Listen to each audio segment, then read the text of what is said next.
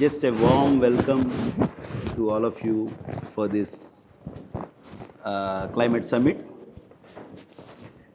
I would say this climate summit is basically a collective space to exchange our views, ideas, and also expressions on climate changes, climate transition. Yesterday, more or less the same time, all of us gathered and we took oath saying that we'll combat with the global plastic pollution, right? We said we'll eliminate plastics, single-use plastics mainly, from our sites as well as from our daily routine, daily life. Thanks for that commitment. I mean, that's very important commitment, considering the damage that is happening on the ecosystems. Friends, this particular session is pretty useful. It's very unique. Why I'm saying this is unique is, till last year we are talking about environmental protection, etc., on the eve of World Environment Day. But this year, we thought we should bring a academia,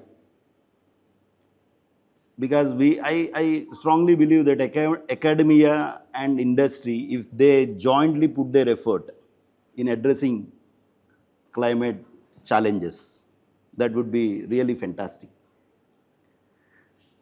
Climate change is basically, it's no more a future threat. Climate change is basically a current reality. All of us are agreeing on this, right?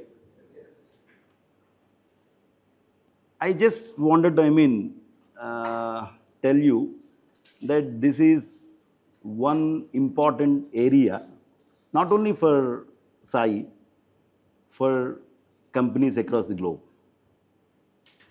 I wanted to, tell Professor Anjal Prakash that we are truly honored, sir, to have you here on this important day. The reason is, we wanted to, take a lot of learnings out of this interaction session. I just wanted to, briefly develop on what SAI has done so far on the sustainability. Just to give you the key highlights of what we did so far, we have announced our second version of Sustainable Development Goals for the company, which cover, all the natural resources, including energy, water, and introducing renewable power in our sites, and so on. We also, proudly say that our Unit 4 manufacturing hub is a zero liquid discharge site. We have submitted our SBTi science-based targets for the final validation. So we are aligned with that 1.5 degree task. And indeed, we ventured into very, very ambitious targets on the GHG emissions. We have submitted a couple of weeks ago, and we are expecting that validation would be over in next 1 month to come. The Bidar site, the manufacturing hub, is tapping close to 96% of the energy from the renewable sources, mainly from wind and solar. We started our efforts for tapping renewable energy for this site as well. Since state government policies are not really favoring this kind of switch, we are waiting for the moment, but we have a very strong intention of replacing thermal power with the renewable power, even for the Hyderabad locations. Apart from that, the energy conservation is something which is considered as a prime goal, sustainability goal. And just to tell you, our Bidar site has won energy awards from the Confederation of Indian Industry 4 times consecutively 4 times in a row. With all of this, these are the key highlights. I don't want to, spend much of time because the time we should really, spend hearing to expert. I just wanted to, tell only one thing here.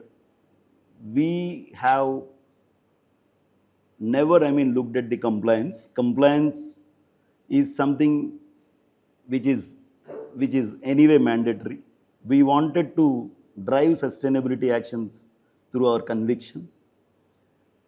Uh, with this, I would now request Swati to take over and give a formal introduction of Professor,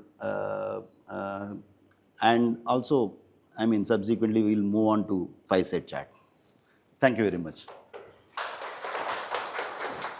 And it is with great pleasure that I introduce our distinguished guest for today's Fireside chat, Professor Anjal Prakash. Professor Anjal Prakash is the Clinical Associate Professor and Research Director at the Bharati Institute of Public Policy at the Indian School of Business.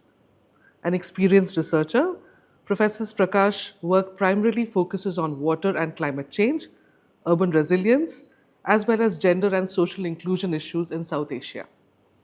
He has also been actively involved with the Intergovernmental Panel on Climate Change, where he has served as the lead author on multiple reports. Professor Prakash holds a master's degree in social work from the Tata Institute of Social Sciences and a doctorate in social and environmental sciences from Wageningen University in the Netherlands. He's a prolific writer, having authored several books on water resource policies and gender issues, among others, and serves on the editorial board of several academic journals. Well, I could go on, but in the interest of time, let me summarize this for the audience. From Hyderabad to Himalayas, from melting glaciers to rising seas, from climate justice to climate change, here is a man who can make sense for all of us that how all these challenges are impacting our lives and shaping our world. I warmly welcome you to Life Sciences, and so we'll start with the Fireside chat. Thank you. Thank you. So thanks, Swati, for such a generous introduction. And a journalist like her only can. I love the last part that she has put in here, which is not part of my profile, but I'm sure the journalist like you can make it up for it. Thank you so much. Let's start the discussion. So, while it was a pleasure to introduce you to the audience, I'll take a moment to also introduce our audience to you. Seated in front of you are a bunch of scientists. Along with that, professionals from various departments, health, safety, environment, quality, manufacturing, engineering, so on and so forth. What we all do together is work with our partners, innovative pharma and biotech lines to accelerate the pace of drug discovery and development. Wonderful. That is what we do at Side Life Sciences. Wonderful. So over the next 1 hour, we'll be hearing from Professor Prakash on a range of issues. I'll begin with asking certain questions, followed by audience Q&A. So without further ado, I will dive straight into the first one. Thank you.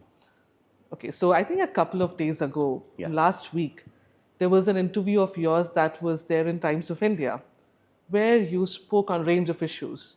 But what caught my attention was the Indus Water Treaty. So in the backdrop of India's recent move to pause cooperation under Indus Water Treaty with Pakistan, how do you see these natural resources like water being used as tools of diplomacy and silent weapons in conflict? Very good question, and I think Pakistan the issue of Pakistan never fails to generate what I would say a discussion point in each and every household that we have here. So let me just give you a little background of mine so that you understand the context in which we are talking here. First of all, my name is Anjal Prakash, and the meaning of my name is Anna, Jal and Prakash, food, water and light. And I exactly do what this the name sounds here, right? So this is sometimes you're given a name and you're trying to live up to those things. And I've been working in all the three areas, and now that is all together is what we call climate resilience or the climate change path that we have been working. So coming to the question on Indus Water Treaty, I was posted here in Kathmandu for 5 years. It's a UN assignment, which is a center for, it is an international center for integrated mountain development. And I've done field work all across the Himalayas, especially starting from Afghanistan, Myanmar, till Myanmar. There are 8 countries which commonly share this, what we call the glaciers, our shared resource that we have. And one of the major thing which was there, that all the 10 major rivers that originates from from Himalayas actually come from one point, which is Kailash Mansarovar. I did not know this till I joined there, because when you look at the map, you'll find Indus, which is called Sindhu in India, Ganga, Yamuna, the tributaries of Ganga, and then Brahmaputra, and other 7, 8 other rivers which feeds Asia. They all originate from one single point, and that's why here this is a very important sacred point for all of us, right? So it's a shared resource which is actually under huge threat because of climate change. Now, because of the warming of the world, the glaciers are melting. So earlier, when I was working in EC mode, the scientists were telling us that only 2/3 of glaciers will, what I would say, they will die down, kind of stuff, right? So the glaciers retreat will happen. 2/3 of them will not survive by end of the century. Now they've reversed the data. They said only 2/3 will survive.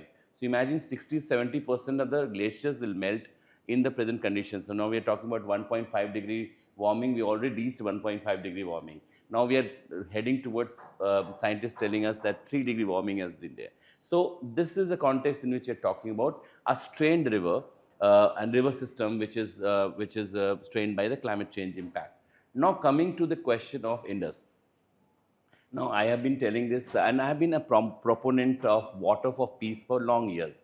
In fact, all my work on Intergovernmental Panel of climate change and all that, we have to work in what we call water diplomacy, and there we been telling. But when recent incidents that we have seen, what has happened with India and Pakistan, I guess I have to change my thing. And in 2023 itself, I had actually changed my understanding. I told them that water can, especially with Pakistan, water can no longer be a instrument of peace because of the unequal treaty that we have. So about 80% of the water actually flows to Pakistan. This treaty was signed in 1960. There was a lot of deal which has happened. India was trying to buy peace from Pakistan and had given up a huge amount of resource to them. So imagine a river which is supposed to be equal sharing has gone 80-20, and even that 80%, 20% water that we had, we will actually not build up infrastructure which will serve the people of our own states. One of the major ones is the Jammu and Kashmir. So the water that flows to Pakistan actually could have fed huge irrigation systems in Jammu and Kashmir, but we were not allowed to do that under the treaty. And I was so in 2023, I wrote an article in Forbes and I said water should be used as a strategic weapon, because if you look at Pakistan is using terrorism as strategic weapon. See, after they lost all the open wars with India, they went into this whole strategy of using terrorism as a strategic weapon to trouble India, right? And I don't want to mince any word here, because this is out there, blatant for all of us to see. And that means that if you look at, they are using a kind of strategy to cut India by 1,000 wounds. What is our strategy in response? So our response has not been very strong. Every time a terror strike happens, our response has been very mild because of the polity of the state that we have. I think only last couple of years that the state has also become stronger, the economy has become stronger, we are able to give it a foot force. Even then, when I wrote this article in 2023, I had actually said that this can be used as a strategic weapon, but India would not use it. That is what I had actually concluded. Thankfully, when first thing which has happened after Pahalgam is that India withdrew this, I was actually very jubilant. Though a lot of my left liberal friends, and I also come from that fraternity, though I moved away, had bashed me and called me names and all that on social media. I get a lot of hate mails, calls also, but doesn't matter to me, because I think now at this moment, at least with Pakistan, we need to be much more nationalist at VNL. So this is what I would suggest. Just last point before I move to you, Swati, you also have to understand the river, how it is feeding into Pakistan's terrorism. So the entire river which flows to Pakistan, which is actually grappled by only one region of Pakistan, which is Punjab. And I have had the fortune before 2014 to visit some areas in Pakistan to see this in a real time, right? So Pakistan, unlike India, Pakistan has not done kind of land reforms that we how much India has done. So they're still their big zamindars, and the Pakistani Punjab, which gets fed by the Indus River water, that is where most of the terrorism also germinates. And if you keep on, if you really want to hit them hard, you also have to hit them from all sources, all points. So diplomacy tells you that you only one weapon will not work. So you have to do a multiple kind of weaponry to actually silence your enemy or your people who are troubling you. We are for all these years we had the strategy of defending ourselves. So anybody who is attacking, we'll just defend ourselves and we'll keep quiet. We'll not go beyond our boundaries. But that has also had a limit. After the point, we saw that there was no point, and that's why we went this time. And even this time, the war has been very limited. It has ended up in 2 days, and we only killed the terrorist infrastructure for them. So the area which has been brewing terrorism, that area has to be hardest hit from all sources, and water is one of the sources. That is what I'll end, right? I'll be happy to take criticism here and answer back to you, but this is what my point of view is. Over to you. I think that was well articulated. And from diplomacy, we'll move to things that are closer to our heart, that's pharma and public health. So, in the context of climate change, how are the environmental factors influencing the kind of diseases that will require medicines in the next 10 to 20 years? And are there any surprising examples that you see right now? Yeah. So what has happened that if you see the warming level, which was supposed to be end of the century warming, which is 1.5 degree.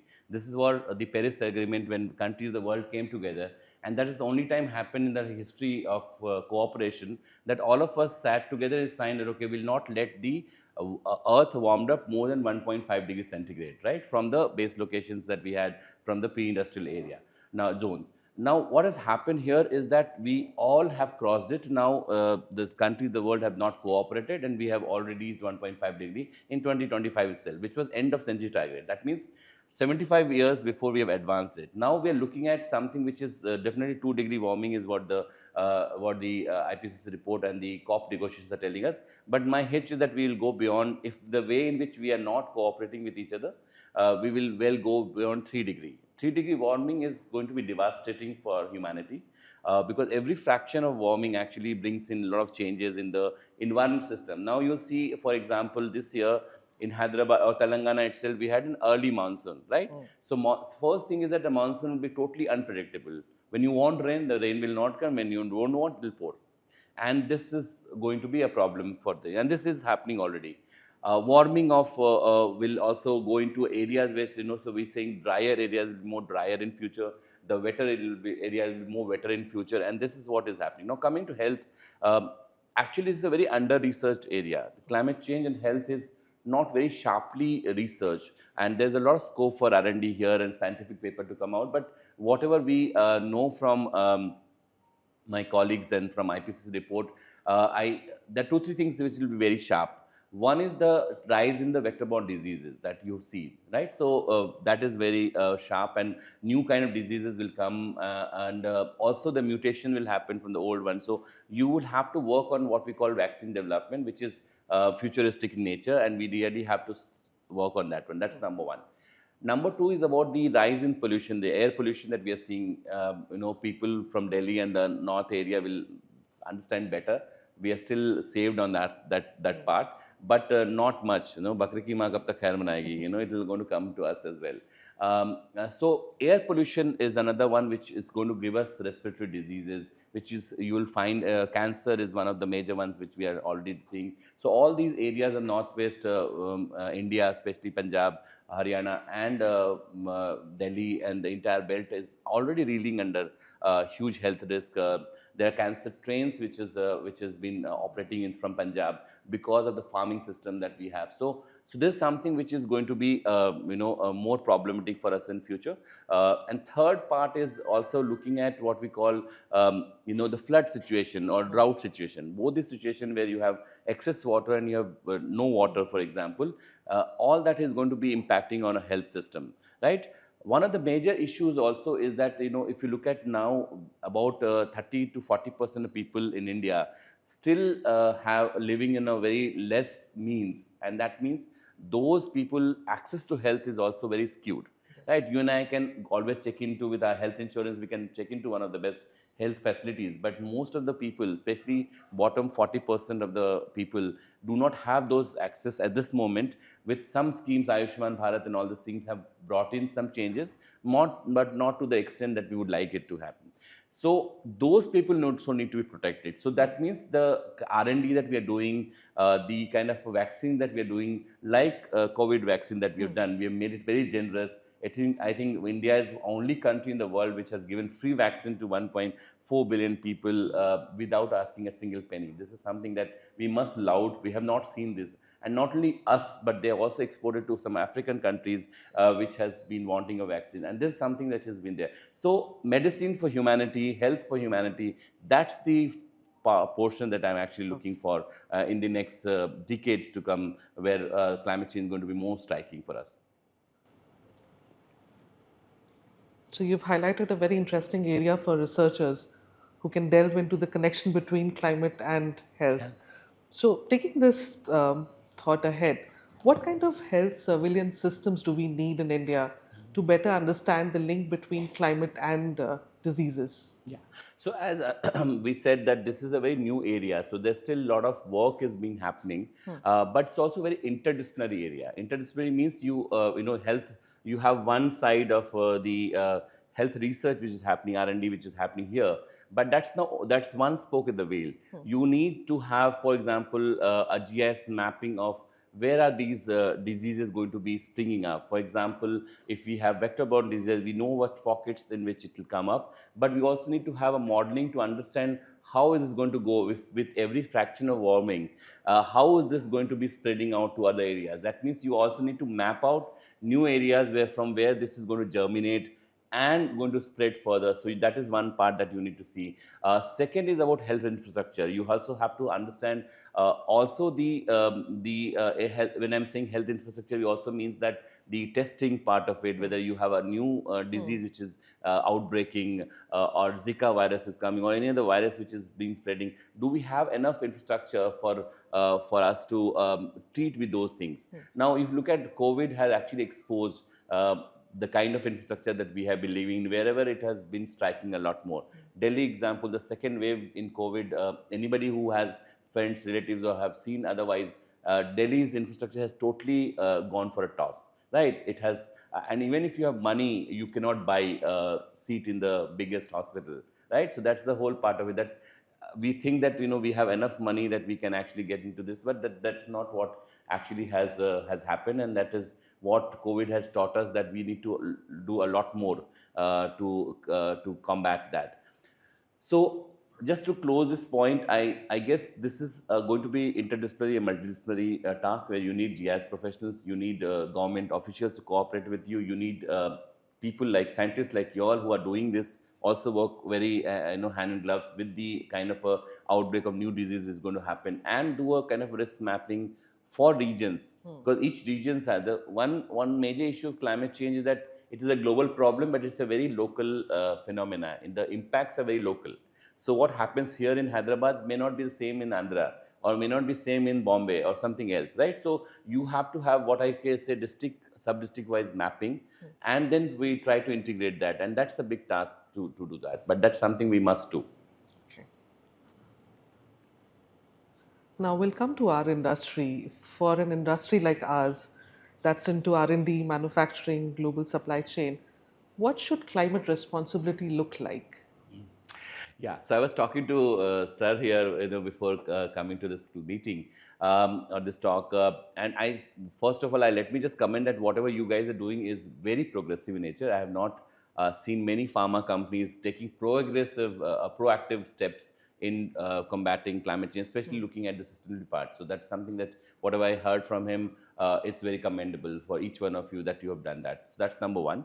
Definitely there is a long way to go, but at least the starting, and that too also for a sector where you're not supposed to be reporting on, right? So BRSR It's just this year that you've come out, but you're doing it sustainability report for last couple of years, which is very commendable for me as an academic, because I teach sustainability in ISB, and one of the major issues is that it's okay. The MSME sector is saying only will cross the bridge only when come close, right? So we don't need to spend money, and I tell them that if you are an early starter, you'll have a long-term advantage. Tomorrow you're going to, today you're 500 crore company, tomorrow you will be 1,000 crore company. But if you're not ready today, tomorrow it will be much more difficult for you to integrate the data. So coming to the question, I would say that, first of all, you need to have the climate goal. When do you want to go net zero? So that's one commitment that you must have. And once you have set up the goal, then you can actually work backward. I'm very happy that I was asking the organogram also, looking at so all that is very good for Sai, in a sense that you already have the a seat on the, what I would say, on the board of Sai, sustainability seat there. So that means some people are already thinking about it. They already have someone who is in charge of things, and you have people who have put in place to take care of that further. So that is a good thing. Couple of things that can be done as a follow up of this. One is, as I said, you need to have the goal ready. So you said by 2060 or by 2050 we will go sign, we'll go net zero. If that goal is there, we'll work backward, and we see every 5 years what are the plans that we have to reach the goal, and sometimes you can actually advance the goal. So I was part of some discussions before prime ministers have announced that we go net zero by 2070. India has net zero goal by 2070. When we were under consultation, we were saying that we can actually comfortably go by 2060. And Modi said that we'll buy 10 years time. If we say 10 years target where, and we advance by 26, nobody is stopping us to do that. In fact, if you look at the climate data, India is doing a lot more renewable energy work that we are doing. We have advanced the target we have. Yes. So it's good to set a target a little higher and then advance it so that you reach earlier, right? So internally you can always do that. So that's number one. The second, and which is very important, is about supply chain, greening the supply chain. That is the most problematic. If you look at the kind of industry that you are in, you also have to do a lot of calculation in terms of how are you sending the medicine, where are all reaching, all that part of scope 3 emission that you're generating, yes. Right? So this is something that you really have to take care. And there are a lot of other things which I can tell you a little later maybe. All right. Okay, is there a sustainability initiative or example from other industry that pharma can emulate? Yeah. So there are many good examples from other companies. One is, I always tell about Tatas, right? So Tatas have been very good and they're a group of companies. They're not only one company. There are so many companies, and imagine they have to write a report for a combined Tatas. How difficult it must be, because one of the major problems that we face when we introduce sustainability to any company is about backward and forward integration of the data, right? So unless you know the data which is coming out. So for example, if I'm traveling from Sanipuri and I'm employed here, every day it's going to be 40 kilometers one way. So 80 kilometers of my travel is actually accounted to the company's emission level, yes. Right? And imagine the 1,000 employees that you have, or otherwise 400, 500 employees, everyone is traveling, and then that has to be counted on an everyday basis. So this part of accounting, sometimes it's also double accounting, but nevertheless, this accounting part is very important. So once to get the understanding of what is that. So that is what Tatas have done very well. So one example that they have, their mining sectors have done very well. Their steel industry also, they're now going towards green steel manufacturing. So that is what I would say. Zara, and if you take smaller example, for circular economy, Zara has done very well. That's the clothing brand that they have. They're a very good example. IKEA is one of the companies that has been, they have the first in the world to appoint a chief sustainability officer. And then from there, all the IKEA product that you buy, for example, they're all recyclable. Okay. So anything that you buy from IKEA can be recycled further. So if you sell it back to IKEA or anybody else, that the entire stuff can be reused. So there are many examples that we have. Pharma industries also have been doing very well. So some of the big pharma companies have already been instituting sustainable factors. In fact, I will include you now on the list, because you guys have already taken a lot of steps. I've always been telling this, that most time what happens, the companies, one thing which we lack most of the time is that we do a lot more, but we report less, right? I'm not saying we should report more and do less, but at least we should have a balance. And that's where your job also, Swati, comes in, probably as corporate communication person, is to also put it up in the public domain so that academic like us can also give example. I lack, for example, my students, to show them how sustainability can actually work. I would love to bring a group of students to your company and show them how it can be done. See, we're not, all of us are not foolproof in a sense, but at least the steps that you have taken is very, very commendable, and we must propagate that. So that's what I would say. I think that's wonderful to hear. I think we'll be delighted to host a group of students, Yeah, yeah. and it will be a great learning experience for us as well. Now, you have contributed to major IPCC reports. So, one is that what is that one takeaway that industries in India must act upon urgently? So, if maybe one or two, you can Yeah. take a pick. Yeah. So first part is that the industry, for example, as I said, we have to set up a goal, because industry, if you look at the urban area itself, about 75% of the GHG emission actually come from urban areas, right? And most of the India is already 50% of India is going to be urbanized by end of 2050 itself, right? And then we already have about for 20, for 35-36% of urbanization, and the smaller conglomerations also coming up.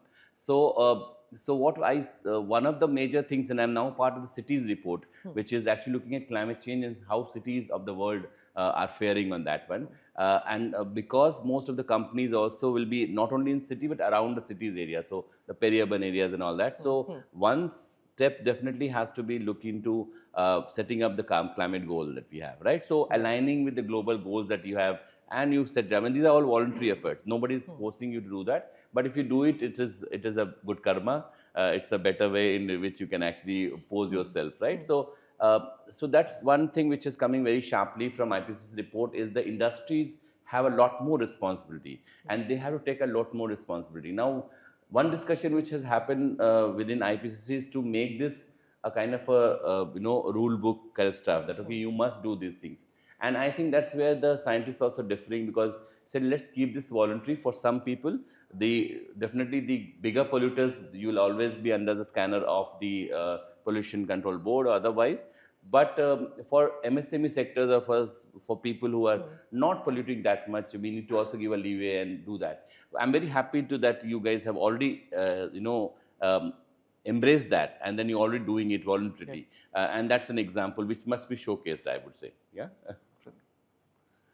I think I'll stop here at this Yeah, point, well, and we can take some questions from the audience.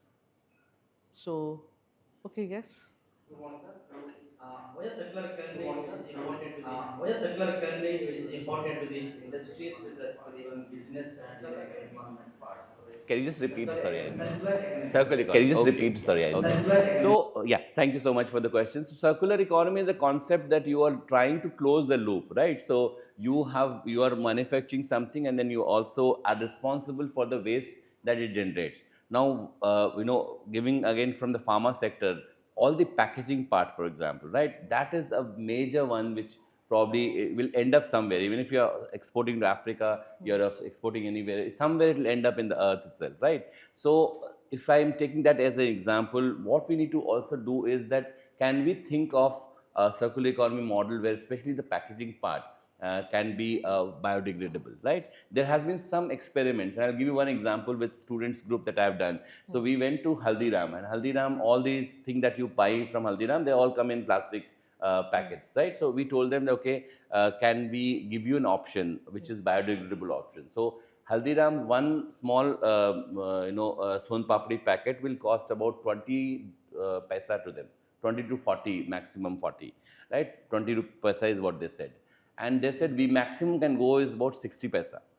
But the R&D in packaging has not been that efficient, because the large scale production has not happened. The maximum we could see is about 1.5 rupees. The maximum packet, which is biodegradable packet, will cost. So recycling and looking at circular economy model is costing us. It's going to cost a lot more than what we have. In some time, 20 to 30% of the cost will get added.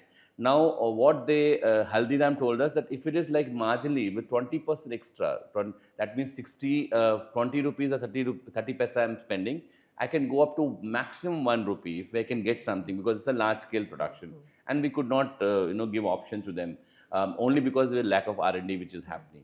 So to do this in the circular economy model for thing, what they said that probably what they can do, what we can earn is from the carbon credit that we will otherwise have to buy, because Haldiram is a big company. They have to, they always fall short of carbon credit because they have to file the BRSA report. Now next to come to take you, make you accountable to the carbon that you are producing, and then there will be some portion of this thing will go to consumer, some portion they have to bear it, and they try to work around that. For a pharma company like you, I would say that if there's anything that you can see, at least start looking at packaging and the transportation. These two, if you're able to do it, you will be able to close some portion of the loop. Not all, but at least some, and that will be very helpful. One more suggestion I was when I was talking to them also giving is that CSR activities which you are doing otherwise, right? Even a small money that you are putting in, that money also has to be now looked at from the value creation perspective. So earlier CSR model was which is looking at what we call as a pure philanthropic model or welfare model. Now we are saying that you can use CSR money for value creation of your own organization. Sustainability is one factor that you're looking at. Water work that you're doing sometime, you have to account that into your own balance sheet. And that's where I think this it's more of accounting problem and more of a documentation problem than otherwise, because you guys are doing already so much on this one. So that's what I hope I answered the question. Okay. So that question was from Anjanelu from the HSC department. Yeah. And I would request you to please introduce yourself before asking the question. Sure. So, Sir, one more please. question. Life cycle perspective. Nowadays, like cement industries, like steel industries, they have some benchmarking to produce 1 ton of any steel, 1 ton of cement. They have like a predefined like a GHG emission this much like that. But pharma industry is still there is some lag in that. To each of these CS and targets and everything, this benchmarks are very important. How we have to approach to complete this complete life cycle assessment perspective. Yeah. Pharma mainly. Yeah. So actually, you are right that pharma companies, we do not have a very standardized approach to life cycle analysis as we have in some other industries, because they are very monotonous in nature. There's a kind of thing that they're producing. In pharma, you have a range of products, like from vaccine to medicine to a lot of things, and that too from paracetamol to all cancer medicine, which is expensive. So you have an entire range, and each of this carbon footprint of the range of medicine or the thing that you have in pharma sector are very different in nature, and that's why it's very difficult to standardize and to understand the life cycle approach on this one. But nevertheless, I think that I would say that there has to be some start. Some examples are there where some benchmarking has been done, set up thing. Maybe we can have a one-hour conversation, or post to this we can have a conversation, and that can be looked into. I think these are the discussion that should happen at the boardroom level. The question that you're asking, Anjaneya, should actually happen at the boardroom level, and these are questions which will make you more futuristic in nature. Because you are going to tackle the issue beforehand, which is going to come tomorrow. Tomorrow it may come as a regulation for you, that okay, you must define it, and if you're ready as a company to define and spend some money into understanding this, you will be having the first mover advantage, and you can, who knows, you can actually earn money through that process, because you will then start giving consulting to other pharma companies of similar nature. They'll come and ask you, what have you done and how has happened. So this is something very futuristic nature, but it must also come from the top. That is, I would suggest. Thank you, sir. Thank you, sir.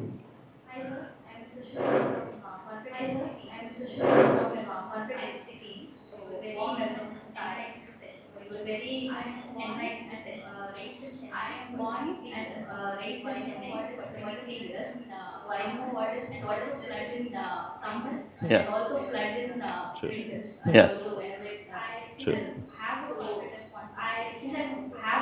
responsibility and also someone who's getting impacted by water. In Tamil they say Sirunzigi Peruvelu.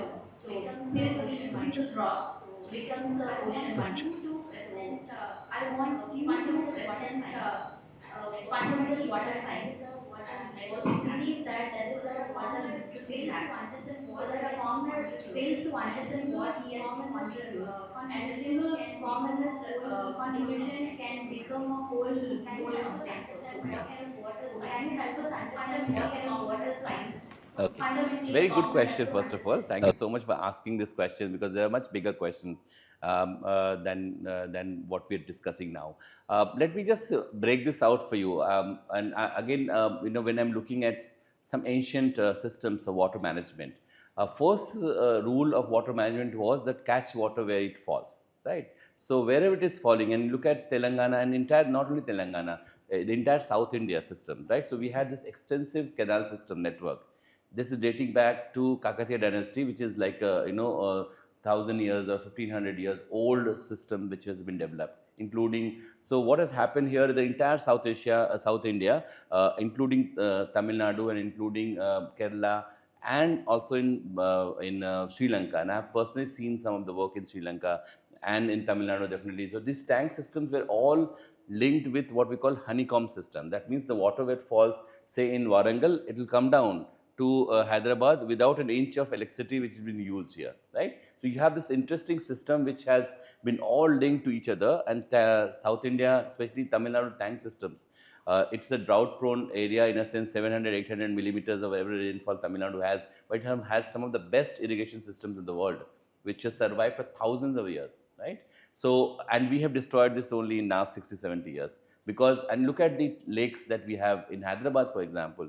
It was city of lakes like Bangalore and all that. We had huge number of lakes. I've done a study, in fact, Shamirpet also lake was part of the study. We found that about two-thirds of the water bodies have actually been lost in just 3 decades. Two-thirds of water bodies, because we are just building up and covering the lake and then building a big building there, right? And then the flood comes, because it's a natural system. The water has a natural way in which it flows, so it will definitely flood over here, because you are sitting in the water's house, not the water is coming to your house, right? So this is what the conundrum has been. And then we said, okay, now flood has come, climate change and all, but we have not put our house in order. I still have a map. If you ever come to my office, I'll show you. There's HMDA has put up a very interesting map where they have mapped out all these water bodies which is still alive, and the link, and they were all linked with each other. So anybody, if you any lake that you tell me in Hyderabad or in otherwise, I'll tell you where it has been linked. So it is all in the cascade system, and they're all linked with each other. Now we have, first of all, what we did is we killed those channels. There were underground channels, there were overground channels. Those channels don't exist. But if you ask your father, for example, he will tell you, if he is from Hyderabad, he'll tell you where it is. Where was this? Like for Esrao Nagar, the lake that you have in RK Puram, that is linked with other three water bodies downstream, and they were all in the same system it was in. And it was carved out. Imagine, we had no cadastral map, we had no computer, we had no GPS, and it was beautifully carved out all across the South India system. Not only in Tamil Nadu or Andhra Pradesh or Telangana, it was all across. So who has done it? How has it happened? Somebody must have had this larger understanding of the topography, right? And that is where I think the first thing goes to Kakatiya dynasty, which has developed this. And the Cholas have taken in South India. Cholas have done very well in Tamil Nadu, all across. So all the temples have water bodies. Yes. Each temple will have, each village will have 2 or 3 water bodies. Anybody just think about going to village and see in your village, you'll find at least 2 or 3 water bodies. It's all. And one of the water body will be linked to a temple, because that is where we need water to be in sacred place, because we will drink that water.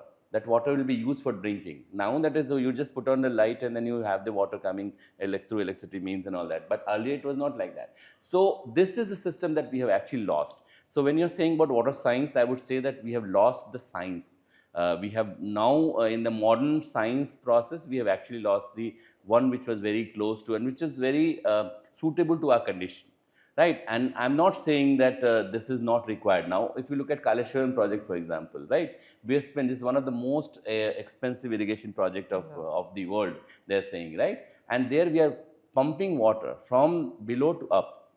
Now, imagine the water in which it was designed, that water, it will heavy rainfall in the upper reaches of Telangana, it will immediately come down to Karimnagar without, in just 2 days, the water will flow, right? Without any use of electricity that you have. So that system we destroy and we build up some new system which requires a lot more electricity. That electricity will require a lot more carbon emission, and then the cycle will be going on, right? Again, at this moment, the things have changed also. I'm not a proponent of having all the traditional system, but at least preserving them, right? So that is what I would answer you in terms of just demystifying water science for it, just closing it, catch water where it falls. Now also we can do that. For example, if you're staying in a building, or if you're staying in a locality which has water falls there, just make a small engineering structure which put the water back in the ground, and it will not cost much, 20, 30,000, 30, 40,000. You can actually have a pipe, put it in the ground. I have done it in my own building. So my building in Sanikpuri, it is from February end we'll start buying water till June, the first two rains comes, right? So, and then I said, this is too much of an expenses, because this is add up to our monthly expenses.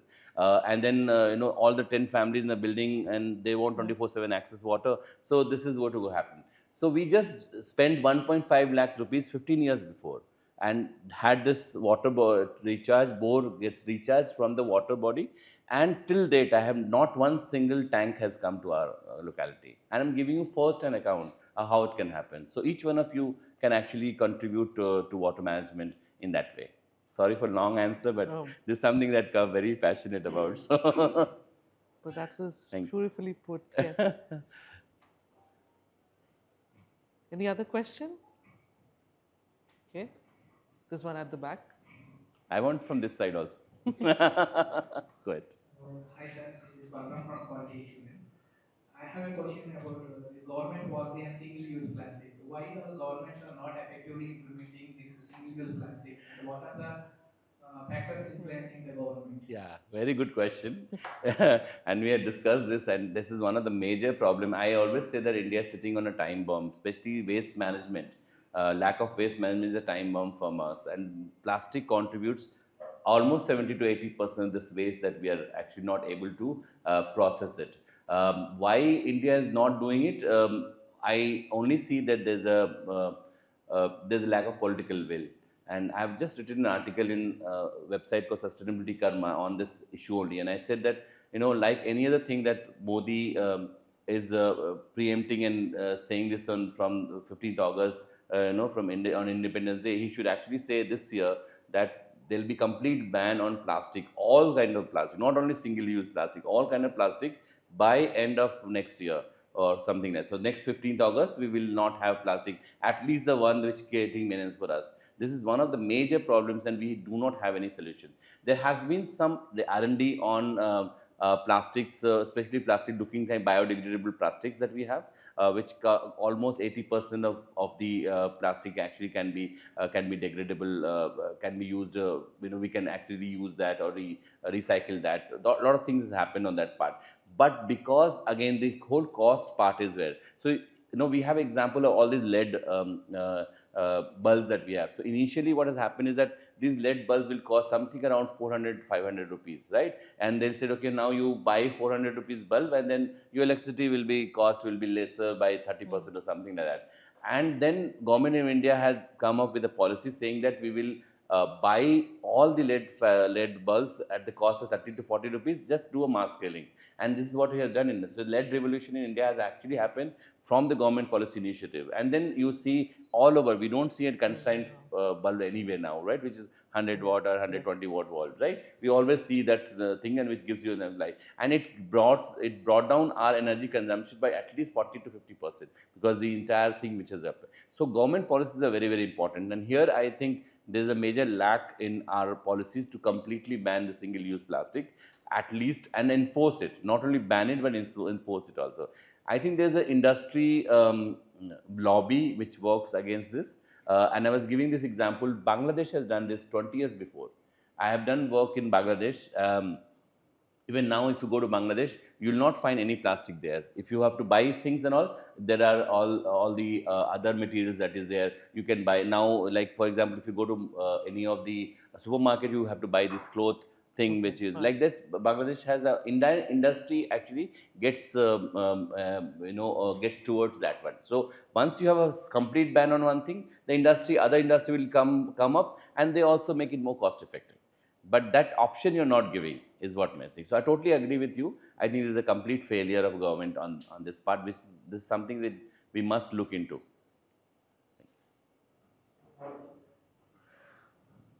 So all the questions are coming from the right side, I Right can side, say. yeah, I Sir, good think. afternoon. This is Gaurav Prasad, sir.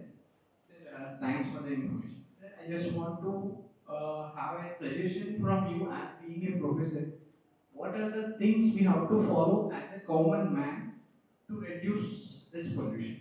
General kind of things I just want to know Okay. from you, sir. Thank you very much. This is a very good question. So let me just tell you what I do so that you will understand, and that's easy to do, right? So first thing which I do is to segregate waste in my house. So there's a startup in Hyderabad and you can get it like they have one startup which has sold it for. I bought a set of 4 buckets for only about 2,000 rupees, something like that. Or now it must have been reduced. It's on Amazon. You can just check that. So what happens is that there are 4 buckets, and the last bucket captures the moisture of the of your organic waste. So what you do at home is that just segregate the inorganic and organic thing, the dry waste and the wet waste, right? What I do is that I put the wet waste on the each of the what we call the buckets, right? So a family of 3, one bucket will take almost a month for it to get filled for me, right? Or family of 4, whatever stuff, right? So one bucket, and then you have this cocoa pit. We just spread a cocoa pit which soaks the what we call the moisture, and the rest of the moisture will get collected in the bottom of the bucket. And this is 3 buckets which is there, 4 buckets, and then one bucket gets filled up. You go to the next and third. By the time you finish the third one, the first manure is ready. First bucket is full of manure. It turns into manure, a very fine manure, which I use it in my garden. So my I have reduced all my dry waste only goes to the recyclers, and the wet waste goes to decomposting. And I have a very small house, which is, so don't worry, don't think that I have a big house where I can actually do that. It's a 3-bedroom house, 1600 square feet, and I kept this in my balcony where it is, and it doesn't smell also. So that is how it is. So the first part, I would say, one small tip is waste management. Do the waste management at your home, which all of us can do, right? The second which thing I do is that we have this weekly heart, right? So we go buy vegetables from the weekly heart Yeah. and all that. And again, in Amazon, in 500 rupees, you'll get this bag, which is a big Shopee, which has pockets inside. Yeah. 5-6 pockets will be there inside. Just Google it, you'll find it, right? It's 500 rupees only. In fact, I gift this bag now to all, on birthdays and all. I gift these things to people so that they use it, right? So you have this bag. So say no to plastic. So go to any of the market that you're going. Keep one bag in your car, one bag in your motorcycle, one bag you can carry, something like that, and just say no to whatever plastic that is coming to you, right? So just don't buy plastics. So they will give you the small mirchi, use it. You get the thing that you buy, they'll give you in pack. They have a habit of doing it. I said, no, don't give me. Even then they will give it. I said, I'll remove it. I said, keep it now for the second person. I'm going to put it in my bag. It just takes 10 minutes for you to come back and sort it. You already sorted in your bag, right? And then you come, it just gives little bit of it, but at least you are happy. It's maybe 1%, not even 1% of my effort towards the environment, but at least I'm not a polluter. I'm a segregator. I'm consuming, but I'm consciously consuming. That's the second thing. Third is again gifting, right? So anything that you do, all the gifting that we do, buy some product which will be useful, sustainable products for gifting. There are many products that is there that you can do. One more thing which I do, you come to my house, when I'm serving water, I'll not give you full glass of water. I'll give you only this half. Once you drink that water, I'll give you another half, right? The bottle will there, you can do that. I don't force feed you. And also force feeding, right? So this is very common for India, that we come and you give 5 items and you want to eat. I say, no, don't waste. Take whatever you want, just spread is there, whatever you want, right? You eat, but don't waste, right? So wasting is there. In fact, my grandmother used to tell me all long back when we were kids, She used to tell us that don't waste, don't waste. No, one dana, ek dana bhi nahi chhodna chahiye aapke plate mein. And in fact, till this to the kids, don't waste any food that you have, right? So take as much as you want. Please don't waste food. That's number one. Last point is also switch off the lights where you are not there, right? Most time, I think we are conscious, but our kids are not that conscious. Please tell them. My daughter and my fight, most of the fight is because of this, right, at home. Said, you have come out from this, you have not turned off the light. And she said, well, how does it matter? I said, it matters because, whatever you're doing is small little effort, because 50% of this light which is coming still is from the coal, right? From the fossil fuel burning. And still, if you're using less of this, it's better for you as a person. These are small tips, yeah, which I'm told will be helpful. From this side now. I'm not looking at that side. Just one suggestion from my side. My name is Ganesh, process chemist. One suggestion for you. One suggestion for you. Please visit the Madras JNTU. Please visit the JNTU this weekend tomorrow in Hyderabad.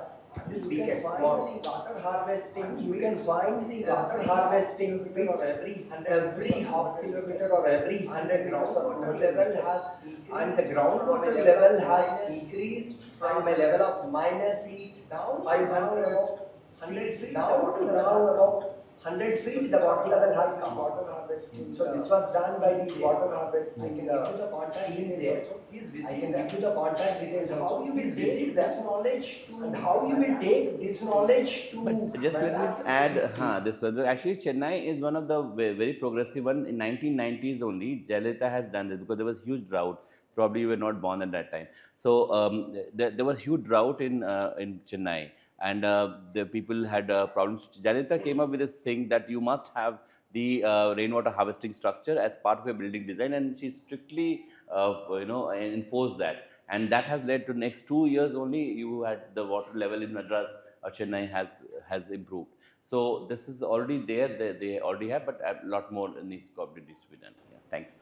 The extent of the damage that Thanks. we are currently doing, the extent of the damage that we are currently doing versus the extent of these small things, probably the has to come from Yeah. the Yeah. school level. Studied Yeah. in a government Yeah. school. When I studied in a government school, there was no such kind of thing.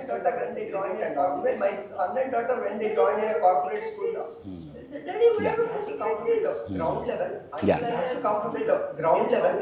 Generation changes. This complete generation changes. We may not be able Yeah. to see the So complete behavioral change, as we call it, behavioral Yeah. change is very important aspect. And in fact, that's what I was telling him also. The environment education at school level is very important at all levels, all the schools, right? So we don't only cover one side, that school and all, and that's where the information is to be generated. I mean, in this. Dispersed and information to be given to people, and then they are the one who will correct us also, right? So they are the one who will then take it forward. That's a very good point. Sure. In that regard, from the government's perspective, trying to make this as a habit of training. Is there anything that we don't know? Is there anything that we don't know? Because I visited at least 4-5 government schools. They are neat. I want to look the thing which I want to look the Kurkure packets which were able No, to so see Swachh somewhere Bharat on Abhiyan, the- which has been there, which also covers institutions, including schools and colleges, hospitals, and all that. And that has been taking one of the best program that I would say has happened in the recent past. Definitely, we have a long way to go, and plastic menace is a big one now. So Kurkure packets, we do not know how to then where to have to dispose them, and from there, how will it be collected by the central level? So that's where the entire management of waste has not been foolproof for us. I think Hyderabad, for example, we only do 30 to 40% of our waste management. Rest is actually in the environment, and that's where thing. One of the major ones which I have been working with one of my students, a set of students, is about the dairy industry. Now, all the milk packets, right? They're plastic packets that we get, right? And everybody is consuming at least 1 or 2 packets of milk, and then that is the one which goes into the environment because it doesn't get recycled or get sold out. If you mix it with the wet waste, it will go to the dumping yard. It will not get to the thing. So, couple of things that can also happen is to segregate the dry and the wet waste at home. And the problem is that when I've been doing it, but my the sanitation guy who comes to our house will mix it together and make it. that's So true. what's the point in me doing it? So then I started composting it. So then I don't even give it to him, and the rest is I go and sell it in the kabadiwala. Even the money that it get, I say you keep it, but at least you take it. So it gets recycled with the whole process, because ultimately you get 100, 200 rupees. That's not a big thing, right? But the only thing is that you get it recycled, get it in the system. That's where we are lacking actually, in fact, and that's individual as well as it, unless you have a government stick that comes to us, it's very difficult to correct it to the entire generation. That's the whole part. One suggestion I can give it to everyone, that please do not leave only one plastic into the dustbin. Make it as a bunch of plastic and leave it to the dustbin. Yeah. Or else put one iron thread against all these plastic and put Dump one it down. there. Someday we'll have, okay, if I pull this one and sell it to that guy, I may get 10 rupees or a 20 rupees. Then it will be going to the recycle thing. True. If you give only one plastic, it goes No. into the environment. True. If you make a bunch and throw, Yeah. possibly there will be some people who No, can that's pick true. that up. True.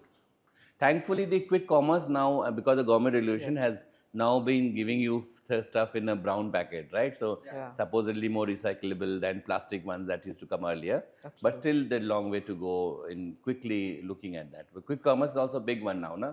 So everybody is getting quick commerce stuff through Blinkit and through Yes. Zomato and all other packaging. And packaging is a thing where we have not done much. We haven't progressed much, and that's one area which I would always say. And any person who is an entrepreneur here, please work on this. This has a huge market next time. Yeah, only 2% equity to me. That's all. Another one is the thermocol waste. Yes. Is there anything that we want to know, we can know? So thermocol, there has been some R&D in terms of the replacement of thermocol 3 with parali, the waste of the of what we call the wheat thing, and also the sugarcane waste that we have. Based on there has been some work looking at that waste converting into packaging materials, especially for the large ones, which requires very customized packaging. So if you look at, say, for air condition, right? If you have to package in air condition, you need a very specific mold for that, right? And that's where some of these people are working. But the only problem is the mass scale versus the cost that comes up. So that is where government policies needs to be also tuned. And sometimes you have to have certain regulations. So it will force companies to change, and maybe initial cut will come from their own profit, but long term it will be sustainable. And long term, in fact, I always say sustainability pays. So it is not that you take sustainable effort now, it will not give you payment. It will get back to you. So it's just a long term ROI which is there, maybe 3 to 5 years. For example, very simple. If you have a solar power, generation plant at home only. So if you are having a row house or a bungalow or something, you can put it up. It's about 1.5 lakhs. A max with the subsidy, it's only 1.5 lakhs, right? And it will power your house at least in a day. So your energy cost is almost half of it, and then you can get a return on investment in industry. Nowadays, in fact, companies have come up. So you don't have to do anything. It's just a single window. Just give it to them, and they'll generate it. There's one startup in ISB which is a girl has started, and she takes like companies like this. So she will say, okay, you just give us the space that you have. We will invest, we will get the all the investment done for solar. We will manage it for 10 years, and then after 10 years we'll transfer it back to you. So you own it after 10 years, and you have a contract with them, and then your power will come of half the cost that you're buying from the government. So it's a win-win for both. The companies don't have to spend. At the same time, the entrepreneur is also earning. Interesting. So there are a lot of models coming, but unfortunately still at a small scale, not a very big one, Ganesh. That's the thing. Yeah. So, yeah. Doctor, thanks for spending your afternoon with us. It's really appreciated. My name is Sriram. I had communications here. I've had one struggle with the entire effort towards, should we say, responsible living. And all of the ideas that you kind of mentioned are something I find very heartening, and a lot of which we are already practicing. But some of the bigger problem is this rising population and extreme consumerism. Do you think we ever have any hope, given all of us take all these small measures, of beating the bigger picture of the environmental problem? Okay, a very good question. Difficult to answer, but let me just attempt it. So, if you look at the, and I teach this in the class also, the per capita carbon emission that happens with different countries versus India, right? So, if you look at US, for example, per capita carbon emission in the US is 15 ton per year, per capita per year. If it is China, it is 7 tons, about 7.5 tons or something, right? Australia is about 14.48 or something like that. India is actually per capita carbon emissions for India is one of the lowest in the world, 1.7 tons, right? And close to sub-Saharan Africa, which is about say, 0.7 tons. So I always argue that we are still very green economy. If you look at the world in which it is happening, and we are fourth largest economy in the world, still very green in nature. We must preserve those part of what we have done so far. Consumerism, definitely rising consumerism is actually fueling a lot of these things. But I would say that government regulations are also very important here. And if they come, for example, I gave you example of Blinkit and any other quick commerce, they all have to, even Amazon, for example, they all have to now turn into packaging, which is biodegradable packaging. Earlier, Amazon packet will come to you in plastic packet. Now it doesn't. Any of the Amazon packet will not come to you because the government regulations are there. So something like this, if there's a strong regulation, people will behave themselves. So what we discuss here at individual level is only for, I would say, 5% solution. The 95% solution is actually lies in the government regulations, policies, and right environment through which they will do that. And that's where the thing. See, ultimately, there are 400, 500 million people in India have a same lifestyle at what we have in US, for example, right? So that's the same thing that you have. And the US population is almost equal to middle class population of what India has, and which consumes a very similar way in which Americans are consuming. So if one point I'm saying that the per capita emission is less because there's a huge 40% of poverty stricken people also there, and then you put together. But ultimately, that doesn't absolve me from my way in which I'm consuming. So if you look at my consumption level, it will be again 15 ton per capita per year, almost equal to what US and Chinese have, something like that. So this is a dilemma. I would say we have totally solved it. But I think individually, if we are conscious, we will be able to sail through it. And definitely government policies and the regulation that will make us behave. For example, very simple thing, this garbage thing that we are talking about, each one of our society, if there's a strict regulation, and I've seen this 25 years before I went to Netherlands to do my PhD. And that time my professor housed me for a week in his house, and we were staying just till, that the hospitals and all will coming up. So I was staying in my professor's place, and I looked at it. At that time, 25 years before, they had this two blue and green and the red three different colored dustbins, right? So green one was all biodegradable, blue one was something which is like a dry waste, and for the what they call for the glass waste, there was separate dustbin. Now, and what has happened is that they once in a week the municipality guy will come and will empty this in their cart.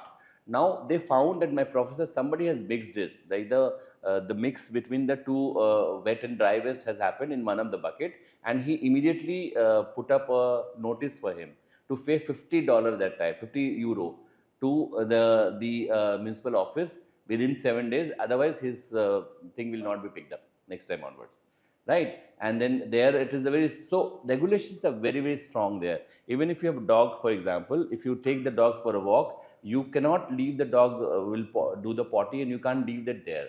There are designated places. Then you have to, I remember he used to have a gloves, and they'll just catch the potty and then put it there, and then they put it in a closest place where you need to do that. So these are all habit has happened because of a strong regulation.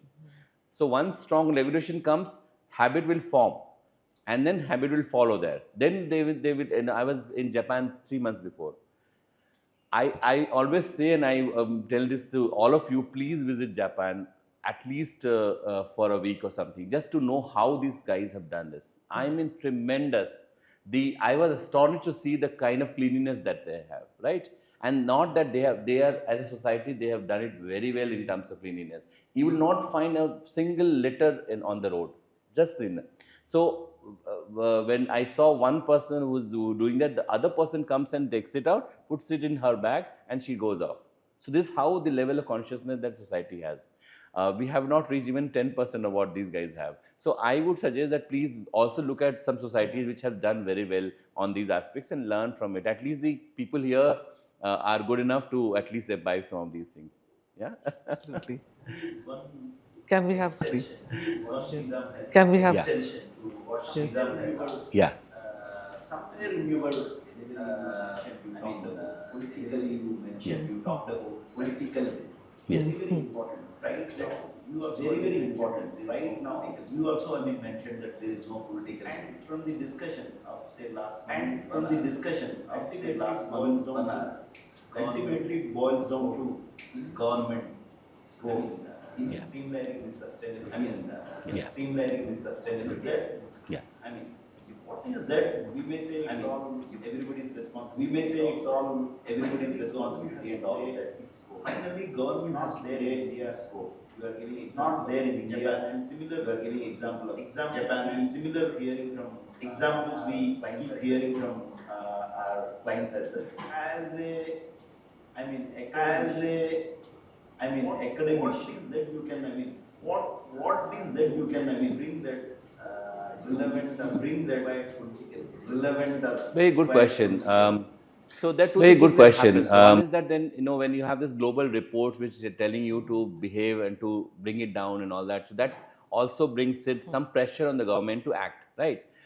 Sometimes some leaders are very visionary in nature, right? I see that there are a lot of things which happened which would not, because politicians, if you have to understand, I work a lot with politicians, they see only from election to election perspective. So their vision is only 5 years, and even that 5 years, you take the first year out and the last year out, because these two are initial years, right? So you know it better. So you effectively have only 3 years to function, and that function is also everything that look into what I am doing to get me more votes, so that I am re-elected. So every 5 years they have to re-elect themselves, right? And most of the popular things that happens in the political circle happens because of this, eternal cycle of getting elected and re-elected, and that they will always do things which is more vote catcher than a long-term vision for the country that we have, right? And that's where the most of the conundrum also lies, the problem lies for us, because we are not able to cultivate visionary leaders. And sustain them for a long time, because the moment you have a very visionary leader, he or she loses election, he'll come back to that same trap, right? Or she will come back to the same trap. So coming to this one, there are a couple of things that one can do. One is definitely the our upside down, in a sense that top up approach. You have this big report which coming and which making you think to wave, but making also you know. Groundswell of these things which coming up. For example, the pharma sector that you guys are doing on your own. That's why I'm saying you need to propagate a lot more, so that people will get to know about what you guys are doing, and based on that, others will also emanate. Right. So something that we see from each other, we said, okay, these guys are doing, why not we do it? So that is also there. But political will is very, very hard to crack. It's not very easy, and I have no straight answers for you, unfortunately. Yeah. I think in the interest of time, we will, Yes, we need to close. End the session here. And all the other questions, probably, if you can. Yeah. I'll be All here, right. and then my Yes, contacts are yes. there. And please contact me anything. I'll be very happy to work with you all. Yeah. Brilliant. Thank you so much. So thanks a lot, Dr. Prakash, for being with us. And this was actually a wonderful session. Yeah. We covered various parts, and the fact that audience also had so many questions, it shows that we really enjoyed this discussion. I think also I would like to invite Sri Krishna for handing a token of appreciation from our side. Yes, but firstly, a big round of applause. Thank you so much.